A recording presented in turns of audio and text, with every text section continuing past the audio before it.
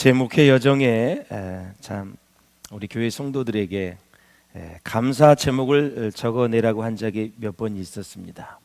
일종의 감사 노트, 감사 일기, 무엇에 대해서 감사해야 되느냐. 어떤 분은 일상적인 것들에 감사를 했습니다. 아침에 변함없이 동쪽에서 해가 뜨고 지고 사계절 봄, 여름, 가을, 겨울을 주신 하나님께 감사합니다. 또 어떤 분은 숨을 쉬고 걷고 직장에 갈 수 있고 밥을 먹을 수 있고 항상 가족과 함께 할 수 있어서 감사합니다.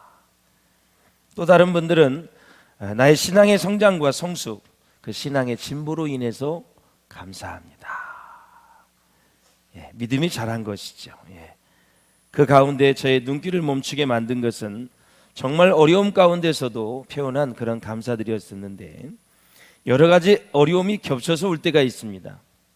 그럴 때 하나님이 나를 붙잡아 주셔서 주님을 원망하며 또 하나님을 떠나고 싶었는데 주님이 나를 붙잡아 주시고 나를 떠나지 않음으로 하나님의 은혜와 사랑 속에서 살 수 있는 것이 감사했습니다. 이런 제목들. 또 어떤 분은 회사 생활이 어렵고 사업이 어려워 낙담하고 절망을 했지만 그 기회를 통해서 겸손함을 배울 수 있었고 또 인내함을 배울 수 있었습니다. 그것이 바로 감사의 제목이었습니다. 또 어떤 분은 육신의 연약함과 질병 때문에 매일매일 고통 속에서 잠 못 이루는 가운데서도 고통과 절망과 기나긴 밤을 보내며 마음으로 울어야만 했던 그 시간들 속에서 하나님의 위로를 경험한 것, 그것이 너무 감사했습니다. 평상시에는 몰랐던 그 하나님의 은혜가 욥처럼 그 질병이 너무너무 깊어지면서 기나긴 밤을 주님 생각하면서 고통 가운데 절규하는 가운데 하나님의 은혜에 대해서 감사할 수 있었다라는 것, 생각만 해도 눈물이 나는 거죠. 또한 그 치료의 주님을 체험하면서 이제 남은 인생은 하나님만 의지하고 바라보게 되었다는 감사의 고백도 있었습니다. 또 어떤 분은 정말 아무 탈 없이 건강하게 살면서 직장도 잘 되고 또 사업도 잘 되고 자손이 형통하여 하나님께 자기가 가진 물질을 아낌없이 드릴 수 있음에 감사한다는 그런 고백도 있었습니다. 참 사랑하는 여러분, 일상의 은혜 가운데 감사하는 것도 쉬운 일이 아니지만 고난 가운데 감사하기란 정말 쉽지 않습니다. 성경의 인물 가운데 어려운 상황 가운데 감사하는 인물들이 많이 있지만 최악의 상황에서 최고의 감사를 한 사람을 꼽으라면 저는 주저없이 다니엘을 꼽을 수 있을 것 같습니다. 여러 번 강해도 했고 다니엘에 대해서 많은 연구를 했습니다. 성경 인물에 대해서 많은 연구를 했는데 다니엘은 정말 하나님께 최악의 상황에서 최고의 감사를 드렸던 인물입니다. 왜냐하면 다니엘의 감사는 평안할 때 드린 감사가 아니라 자신의 지위와 부귀와 권세를 한순간에 잃게 되면 물론이거니와 더 나아가서는 생명을 빼앗기는 절체절명의 그 위기의 순간에 목숨을 담보로 드렸던 감사였기 때문에 그렇습니다. 자기의 죄인은 총리입니다. 3명의 총리가 있었는데 선임 총리입니다. 지금 얘기로 하면 실세 총리이죠.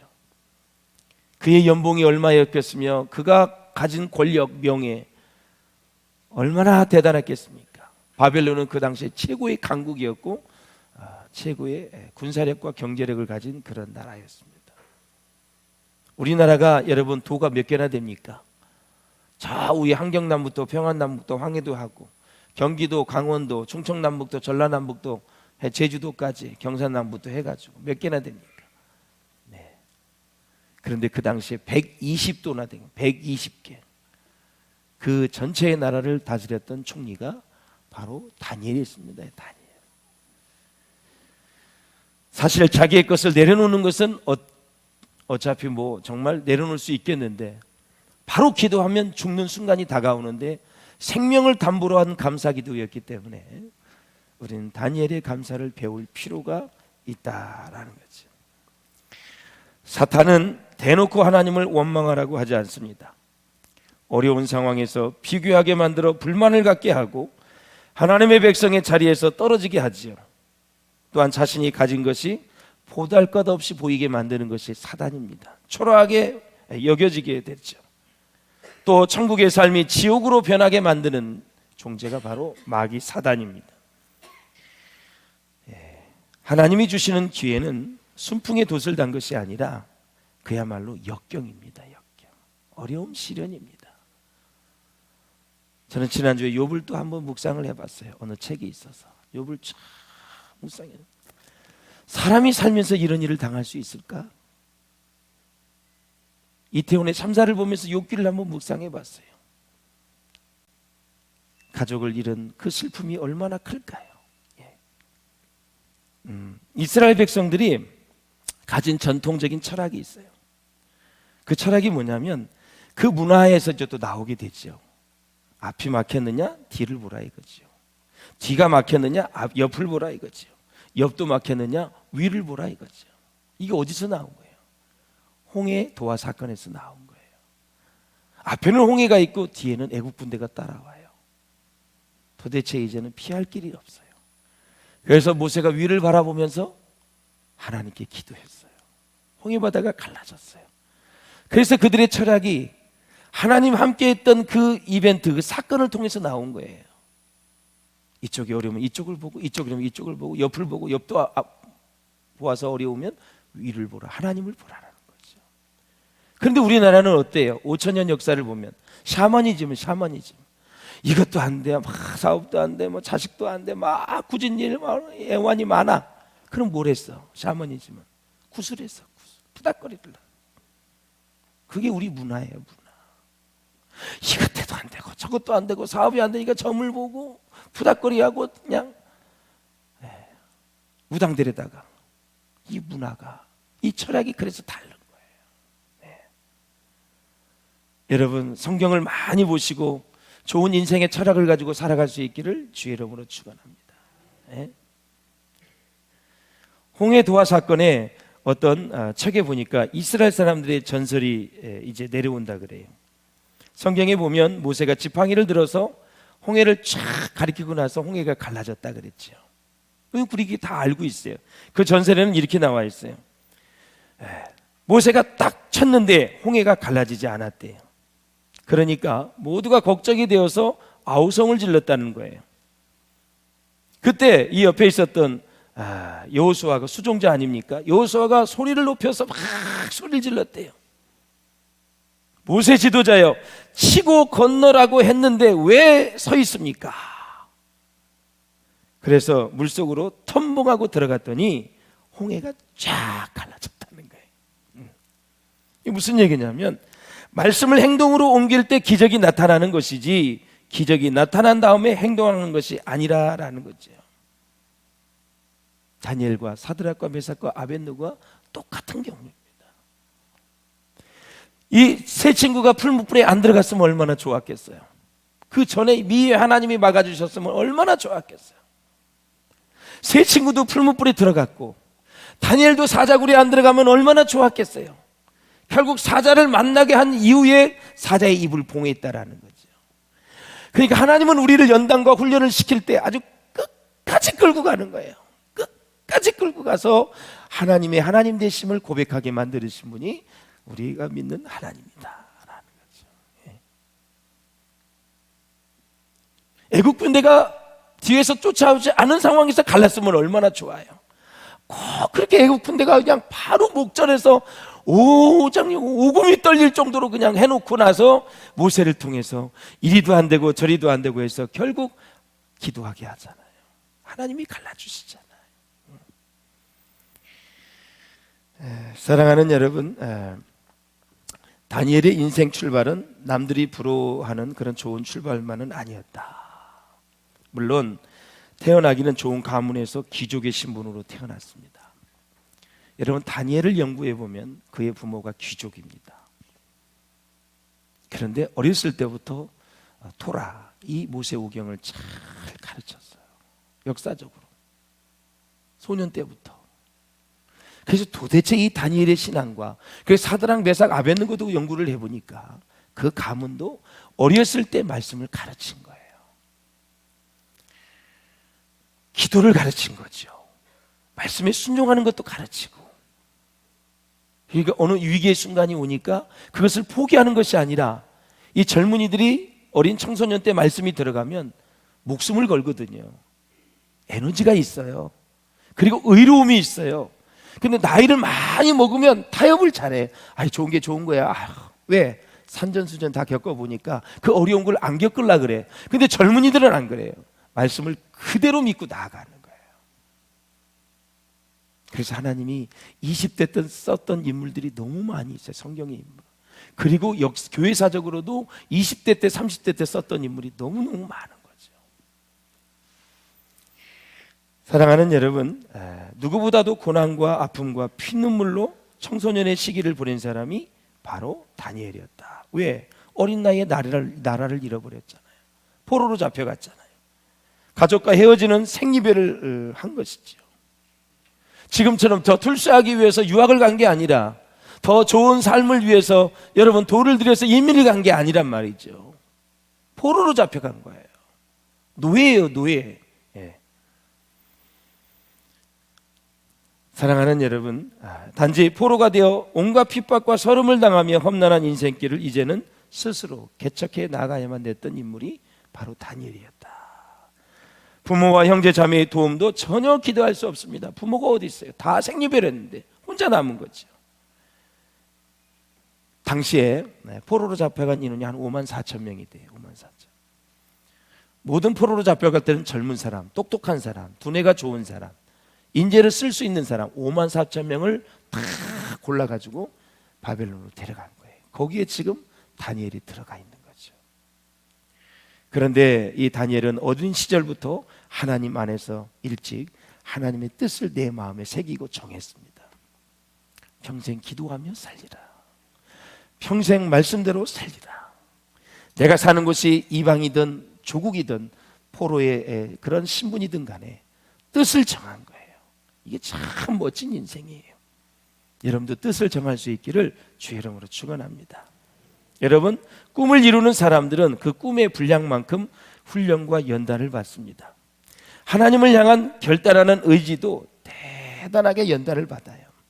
그래서 여러분, 제가 성경을 몰랐을 때는요, 꿈을 크게 갖는 것만 우리나라 사람은 좋아요. 너 대통령 돼, 막 이렇게. 그런데 대통령이 되기 위한 그의 인생의 시련과 연단과 준비됨에 대해서 우리는 생각을 안 해요. 우리나라 사람은 일단은 큰 거, 그걸 좋아해요.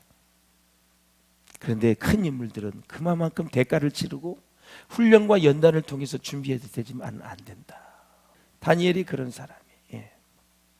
그런데 본문에 보면 상상하지 못할 일이, 이상한 일이 벌어졌어요. 올무에 걸렸어요. 옛날이나 지금이나 모든 것 뒤에는 질투가 있습니다. 시기가 있어요. 그래서 어떤 학자는 이런 말을 해요. 그래서 모든 문제는 정치 문제다. 정치 문제는 경제 문제다. 경제 문제는 심리학적인 문제다. 전부가 질투와 시기입니다. 조금 전에 말씀을 드렸지만 바벨론 왕이 120명의 방백을 세우고 다스리는데 총리 3사람을 세웠어요.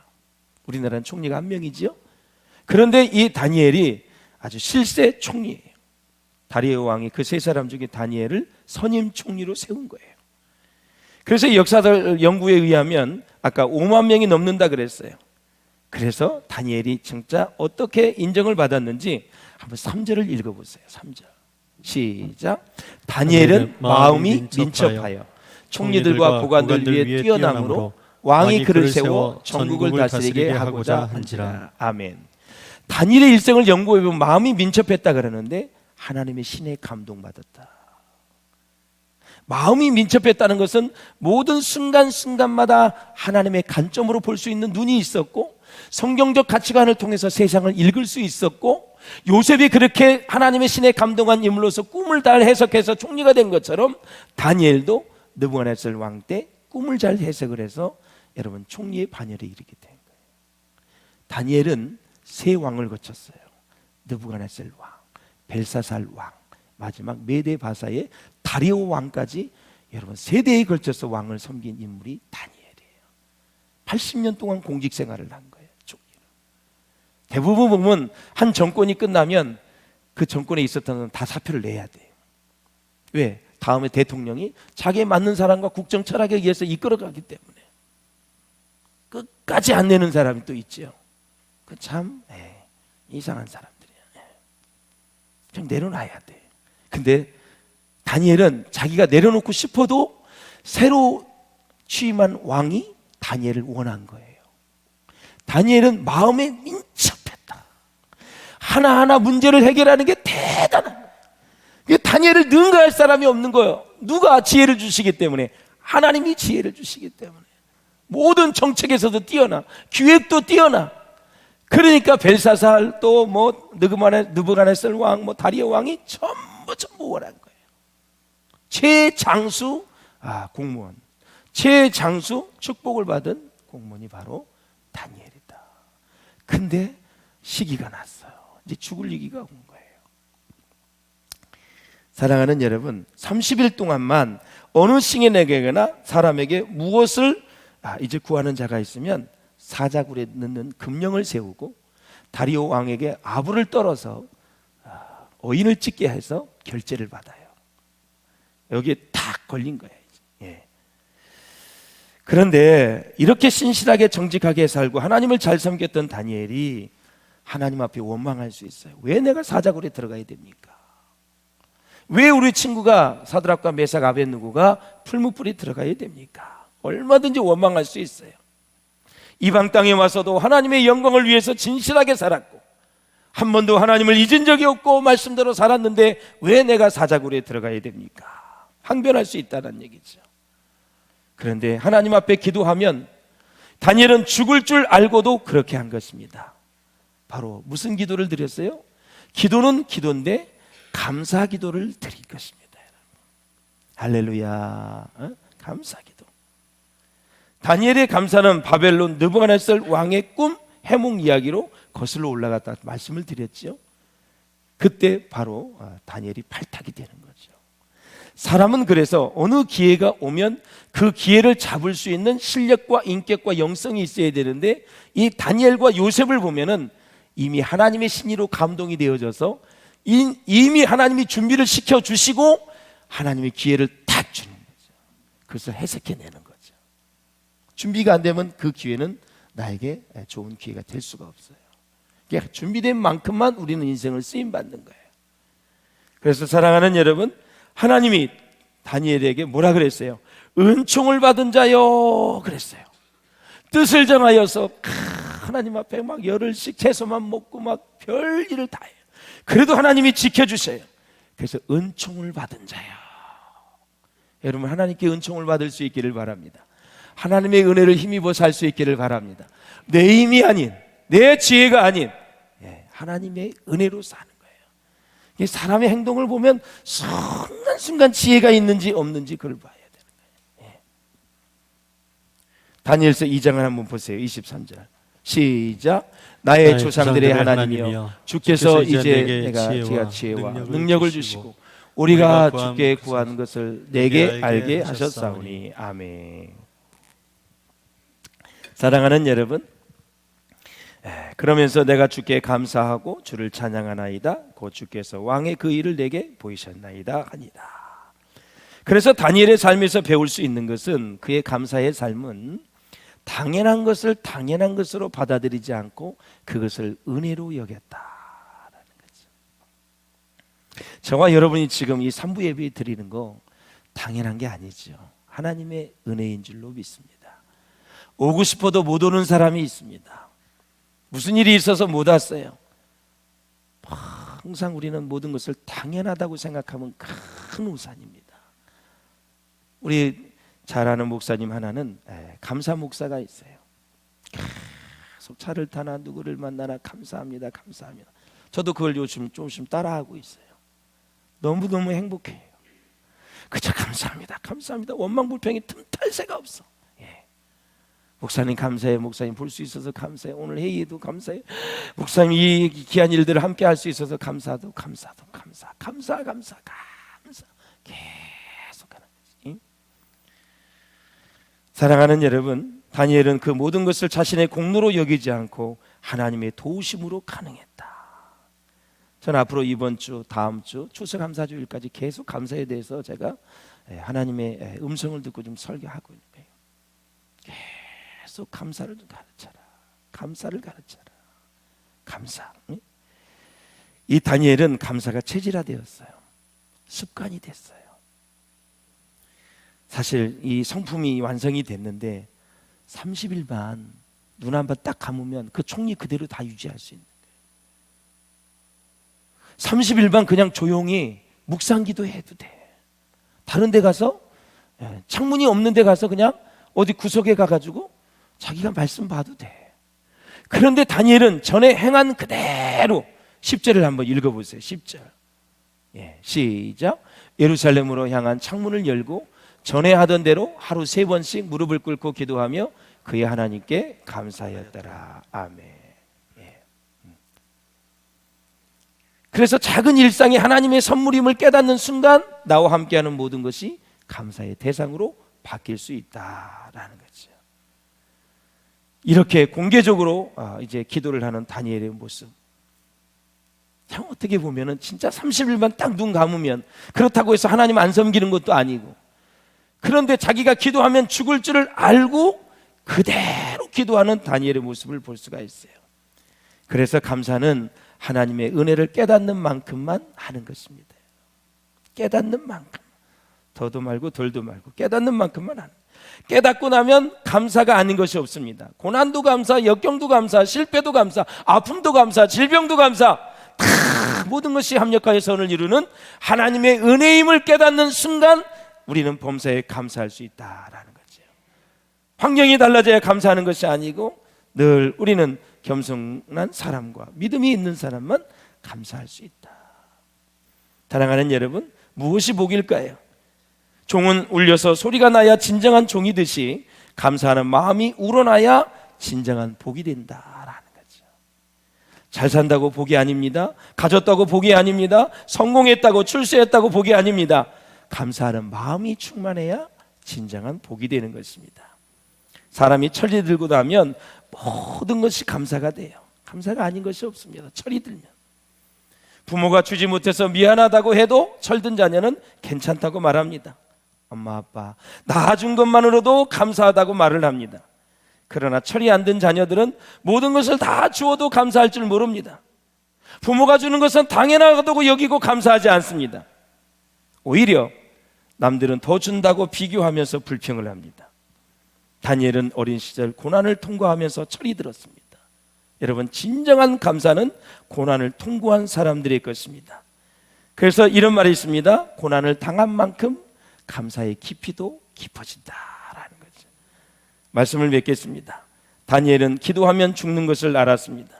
그런데도 다니엘은 끝까지 기도했고 끝까지 감사했습니다. 다니엘은 위기의 상황에서도 여기까지 이끌어주신 하나님께 감사하기로 뜻을 정하고 결정을 했습니다. 그것이 하나님의 놀라운 축복이었습니다. 그래서 은총은 공짜입니다. 은총을 느끼면, 은혜를 느끼면 감사의 마음이 우러나는 것입니다. 이런 말이 있습니다. 문제가 생기면 삼류 인생은 남을 탓하고 원망하며 핑계거리를 찾습니다. 그러나 이류 인생은 무조건 참아냅니다. 그러나 인류 인생은 감사하며 산다라는 사실이죠. 한 주간도, 아니 평생을 다가도록 최악의 상황에서 최고의 감사를 했던 다니엘처럼 그렇게 감사의 인생을 살아가는 저와 여러분 될 수 있기를 주의 이름으로 축원합니다.